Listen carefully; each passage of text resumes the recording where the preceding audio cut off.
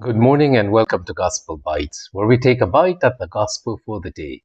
Today is Saturday, February 10th. A reading from the Holy Gospel according to Mark. Glory to you, O Lord. This reading is taken from Mark chapter 8, verses 1 to 10. In those days, when there again was a great crowd without anything to eat, Jesus summoned the disciples and said, My heart is moved with pity for the crowd, because they have been with me now for 3 days, and have nothing to eat.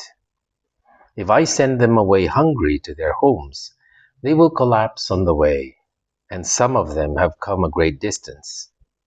His disciples answered him, Where can anyone get enough bread to satisfy them here in this deserted place? Still he asked them, How many loaves do you have? They replied, 7. He ordered the crowd to sit down on the ground. Then taking the 7 loaves, he gave thanks, broke them, and gave them to his disciples to distribute. And they distributed them to the crowd. They also had a few fish. He said the blessing over them and ordered them distributed also.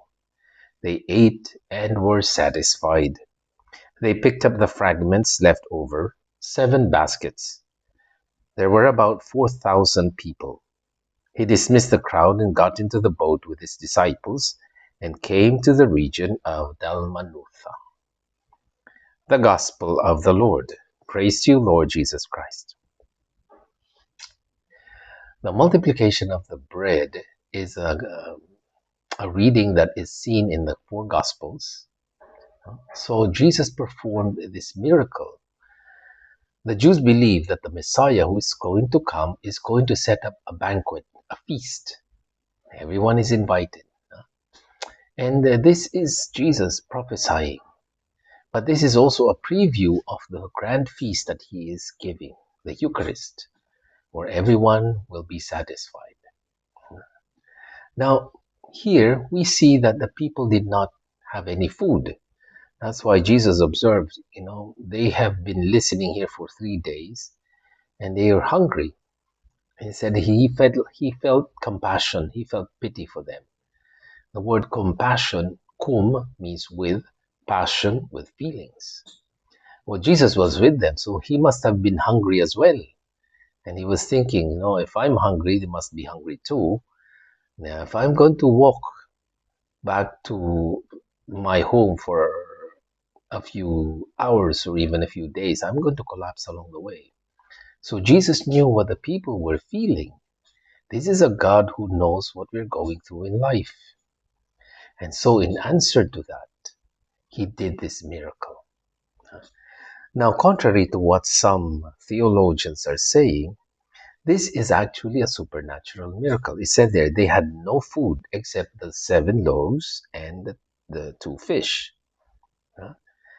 It wasn't just that he got people to take out all their bag lunches and they put them all together. No, there was nothing. That was all they had.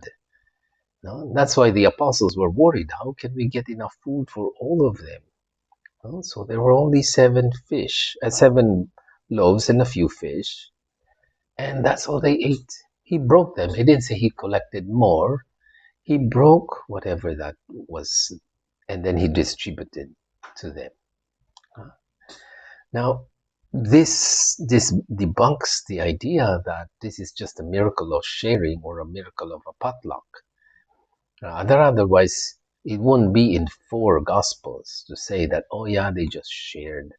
No, he would have put that. They would have put that in the Gospel, the words to emphasize that. Oh, it's nothing. It wasn't that much.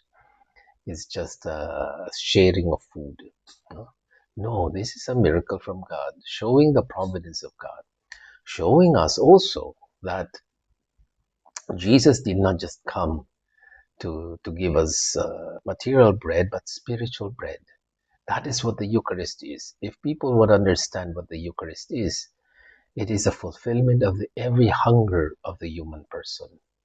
Like, we are not just hungry for material bread. Our souls hunger for attention, for love, for recognition, for affirmation. We are searching for meaning in life. We're searching for friendship, companionship. Huh? And even our friends may not be able to give all that to us, but there is someone who can do that. And you can find that in the Eucharist. There is someone who is willing to give up himself for you and me.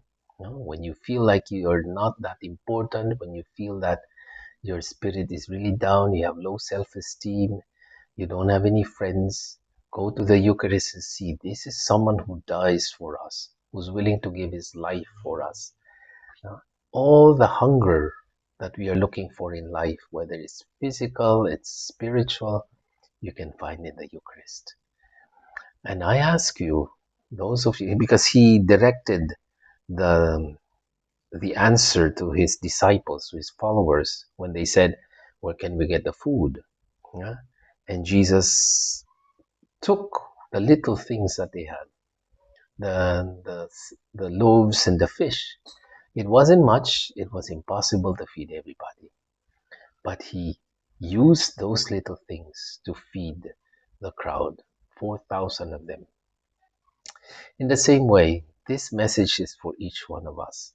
He calls each one of us to use the very little thing that we have, the little time that we have, the little energy that we have, the little money that we have, whatever it is that we have. If we give them all to God, He will use that in order to save the world, the lost. So don't think that because you are already blessed, oh, that's enough. I last night I heard the Bishop of Cubao, Bishop Honesto. He said, "It's not enough that we are blessed. It's not enough that we live a blessed life, that God is blessing us. We should be a blessing to others as well. No? We should be broken just as Jesus was broken and given to the rest of the world. Whatever um, strength we have left, whatever health we have left, whatever little time we have, we give it to God so that He may use it for the conversion of the world. That is the message of the Eucharist.